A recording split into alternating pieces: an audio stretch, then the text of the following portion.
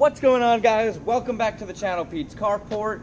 I'm excited to fill you guys in on something that I found out about my LS430. It's a 2002 luxury edition. Link down below. I did a quick review of the car, and now it's been about 1,000 miles. So I put 1,000 miles on this car, probably 2, maybe 3 weeks now of driving this car, and I had a little bit of downtime. Car has been in the shop. As many of you know from the past video, I purchased this vehicle with a kind of transmission issue. It was an iffy issue. The owner was claiming that it probably was due to the charcoal canister, which is an emissions thing for the gas, which threw me off, threw my mechanic off, and we both said there's probably no way that that is causing the issue. So the issue was when you put the car from a cold start, you put it into reverse, it would go back fine. As soon as you put it into drive, it wouldn't go anywhere. You could rev the RPMs up, and when I first got the car, I had to rev them up super high. I mean, I had to rev them up to almost 6,000 RPMs, and then it would just jump into gear, which was really bad. I knew that I did not want to continue to do that, so I only really did it once or twice just to get it over to the mechanic. The prior owner to me, was very upfront and honest about some of the things that he had done. He let me know that he had crushed the filter while installing the filter on the transmission, so it was leaking. So my first thought was, okay, low on transmission fluid. So that was the first thing that we checked, and that was good. So went from there, and obviously I wanted to get the gasket fixed, so we dropped the pan. Mechanic said, fluid looked great, the filter looked good, but we went ahead and changed out the filter, the fluid, and he straightened up the pan because it was bent and got it back up in there. So I get it home, still doing the same problem, but it got a little bit better. I was able to get it at around 3,500, 4,000 RPMs to kind of jump into gear. Once again, I did not want to drive the car like this. It was frustrating. But once it was warmed up, it drove perfect. Went right into drive, took off like normal, and reverse was still working great as well. So I drove it around for a couple of days, and I really drove it through the gears when I got this thing up and running. Put a lot of miles on it, brought it back to the mechanic, and he was going to do a flush. And he said as soon as he checked the fluid, it had a lot of particles in it, so he dropped the pan again. And he said he had to basically flush out the entire system because there was a lot of particles in there, and it shocked him because the first time the fluid was super clean. So my guess is by driving it, getting on it, going through the gears, I was pushing out something. These transmissions, he was an old Lexus mechanic and said these were very finicky transmissions. They always recommended a transmission swap.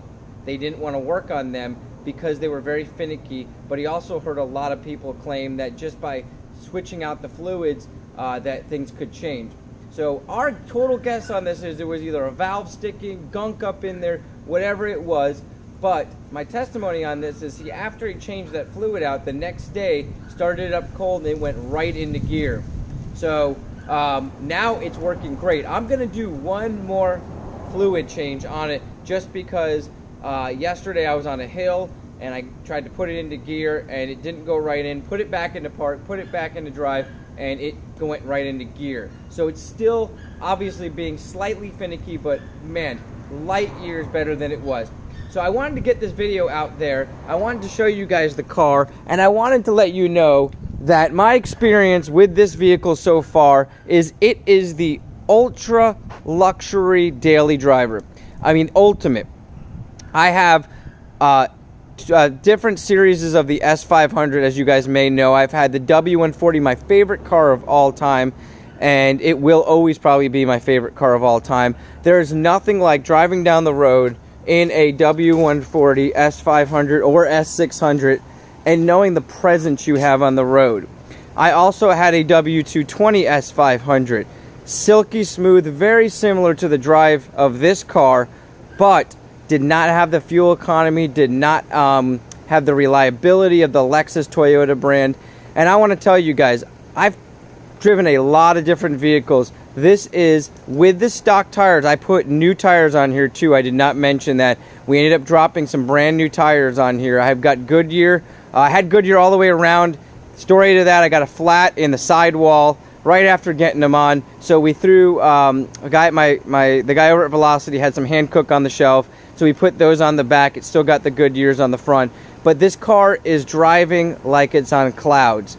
The S500 W220 I had did not drive nearly as nice as this. It was nice, but this car gets awesome gas mileage, super reliable, starts right up, and the leather that they use in this, I think they blew away Mercedes and BMW of this generation. So if you're talking about the W220s, my straight opinion, the wood grain and the overall durability of the stuff does not compare to the S500. In fact, I'm thinking about doing a comparable video, if you guys want to see it, the W140 S500 versus the 430 Lexus. Let me know if you guys want to see that, and I'll compare. Keep in mind, I have the similar addition in my S500, which has the reclining seat. Obviously, different generations, different technology available, but I would love to do a comparison video. So for those of you guys out there having issues with the car going from a cold start into drive or even reverse, because I did had a one occasion where the reverse wouldn't go either, and I know I've read a lot of forums and heard stories of this same thing. Don't run out and drop a new transmission in. Don't fall for the transmission shop not wanting to do anything. Get it flushed, even if you have to do it a couple times. I think my bill was like $80 for the fluid change.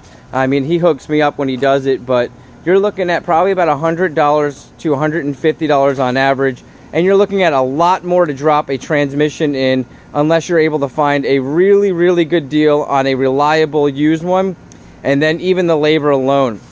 So I highly recommend, if any of you out there are dealing with an issue of the car not taking off specifically when cold in drive, even if you put it into your lower gears, which I did on this.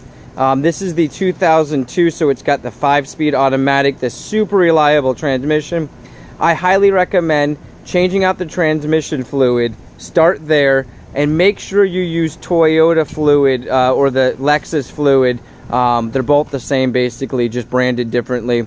And make sure you get a mechanic that is willing to do that. Drive the car around, let the valves or whatever's sticking, let the gunk flow through it, and this is an awesome car. So if you are having this issue, hopefully this video, you get to watch it, you get to hear my story, and it helps you guys out. Also, let me know if you guys want to see that comparison video of the W140 versus the LS430. I think that'd be an awesome video. I can pull them up side by side, can talk about the features. And also, keep in mind, this is an unbelievable car if you guys are looking to get one out there. I picked this up for minimal money, $3,000. There was tons out there for $4,000 to $5,000 with low miles. And I'm in Florida. These are Florida cars. I'm sure up north these things are very durable from what I hear.